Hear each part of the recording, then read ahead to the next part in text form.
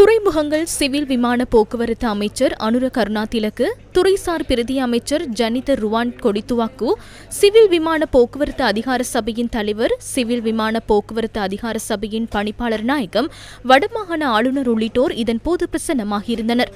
விமான நிலையத்தின் தற்போதைய நிலைமை, கட்டுமான பணிகள், எதிர்கால அபிவிருத்தி திட்டங்கள் குறித்து இதன்போது ஆராயப்பட்டது.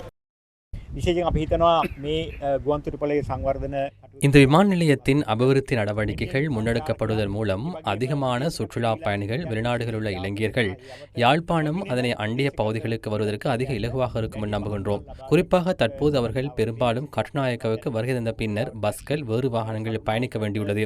அபிவிருத்தி செய்ததன் பின்னர் உள்நாட்டு விமான சேவைகள் மூலம் பலாலிக்கு வந்து தங்கள் சொந்த விமான வசதிகளை பெற்றுக் கொடுக்கவும் வாய்ப்பு கிடைக்கும்.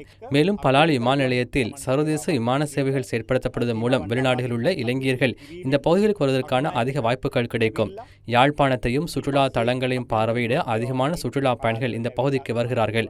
இது யாழ்ப்பாணத்தின் பொருளாதாரத்துக்கு பெரும் பங்களிப்பு வழங்கும் என்று நாங்கள் நம்புகின்றோம்.